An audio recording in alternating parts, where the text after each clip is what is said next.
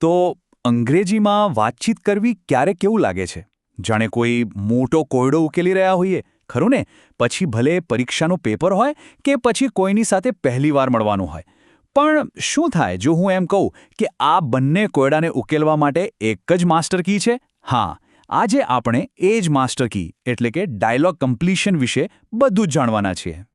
તો ચલો એક નજર નાખી લઈએ કે આજની આપણી સફરમાં શું શું છે.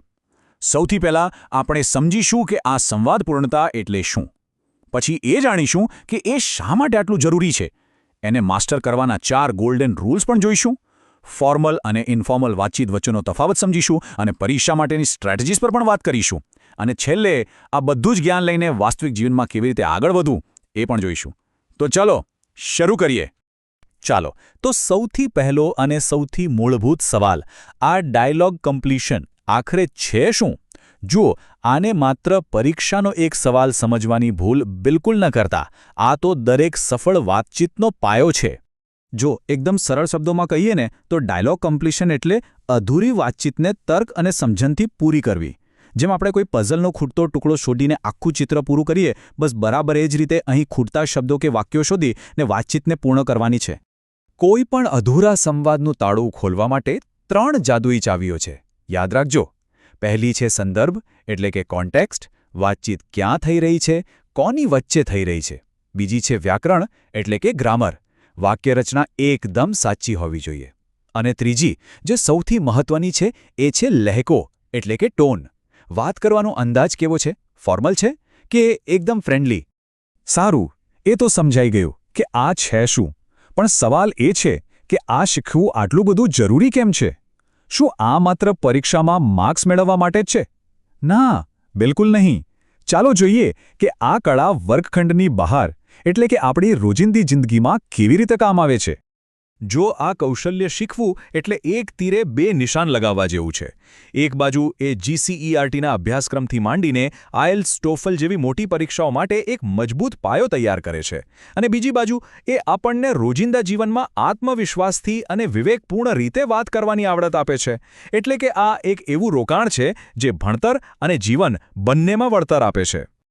તો હવે તૈયાર છો? હવે આપણે એ 4 ગોલ્ડન રૂલ્સની વાત કરીશું જે કોઈપણ સંવાદને ઉકેલવાની જાણે કે ગુપ્ત ચાવી છે. અને આ નિયમો એટલા સરળ છે ને કે તરત જ યાદ રહી જશે અને હંમેશા કામ આવશે. ચાલો તો આ 4 નિયમો કયા છે? નિયમ નંબર 1, અને આ સૌથી અગત્યનો છે, ઉતાવળ બિલકુલ ન કરવી. ખાલી જગ્યા જોઈને તરત જવાબ આપવાને બદલે હંમેશા આખો સંવાદ શાંતિથી વાંચો. ઓકે? હવે નિયમ નંબર 2, જાસૂસ બનો. એ શોધી કાઢો કે વાત કોની વચ્ચે થઈ રહી છે.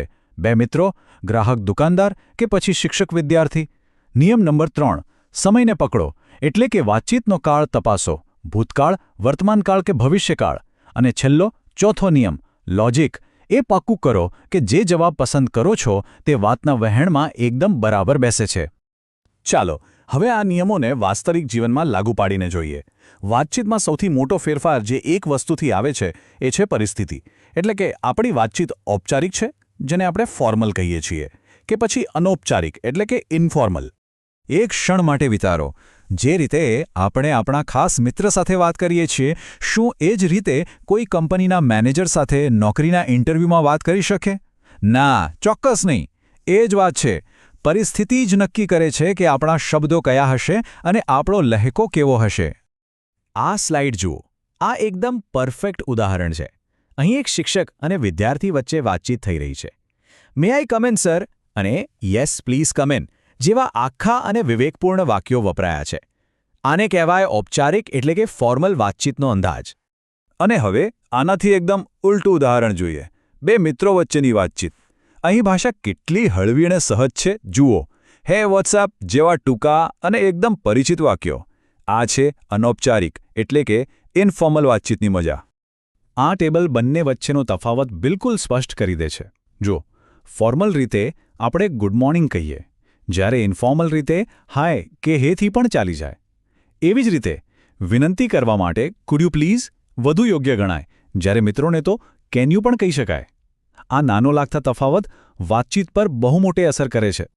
ચાલો હવે ગેર બદલીએ અને ખાસ કરીને સ્પર્ધાત્મક પરીક્ષાઓની વાત કરીએ. જ્યારે ઘડિયાળનો કાંટો ફટાફટ ફરી રહ્યો હોય અને મગજ પર પ્રેશર હોય ત્યારે આ કુશળતાનો સ્માર્ટ રીતે ઉપયોગ કેવી રીતે કરવો?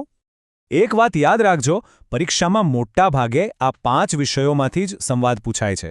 રસ્તો કે દિશા પૂછવી, કોઈ ખરીદી કરવી, ઓફિસ કે શાળાની વાતચીત, સ્વાસ્થ્યને લગતી ચર્ચા અને મુસાફરી. આટલા વિષયોની તૈયારી કરી લો એટલે સમજો કે અડધી લડાઈ જીતી ગયા. પરીક્ષા માટે એક ખાસ 4 પગલાંની સ્ટ્રેટેજી છે.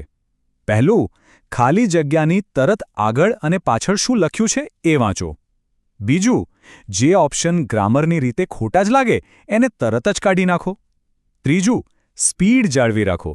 અને ચોથું, બટ, સો, હાવેવર જેવા કનેક્ટર્સ પર ખાસ ધ્યાન આપો.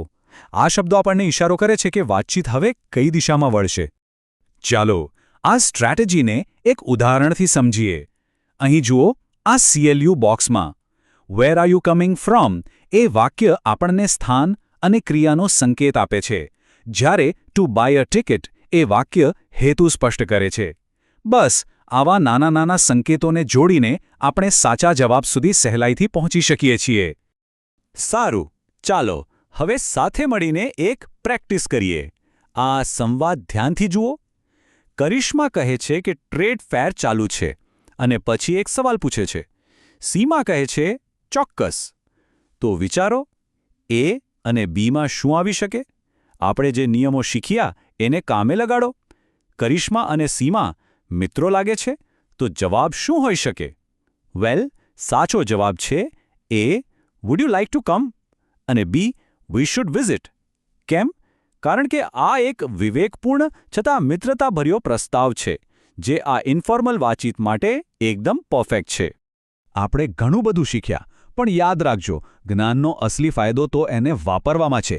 તો આ સમજૂતીના અંતને તમારી અસ્ખલિત અંગ્રેજી વાતચીતની સફરની એક શાનદાર શરૂઆત બનાવો. આ એક વાક્ય આખી વાતનો સાર છે. આ કૌશલ્યનો અંતિમ હેતુ માત્ર પરીક્ષા પાસ કરવાનો નથી, પણ લોકો સાથે વધુ સારી રીતે જોડાવાનો, તેમને સમજવાનો અને પોતાની વાતને અસરકારક રીતે રજૂ કરવાનો છે. તો હવે આગળ શું? બસ આ 3 સરળ પગલાં લેવાના છે. પહેલું, આપણી આસપાસ લોકો કેવી રીતે વાત કરે છે એ ધ્યાનથી સાંભળો, એનું અવલોકન કરો. બીજું, દરરોજ થોડી મિનિટો પ્રેક્ટિસ કરો, ભલે ને પછી અરીસા સામે જ કેમ નહીં. અને ત્રીજું, જે સૌથી અગત્યનું છે, બોલવાની હિંમત કરો. ભૂલો થશે, પણ યાદ રાખજો, દરેક ભૂલ શીખવાનું એક નવું પગથિયું છે.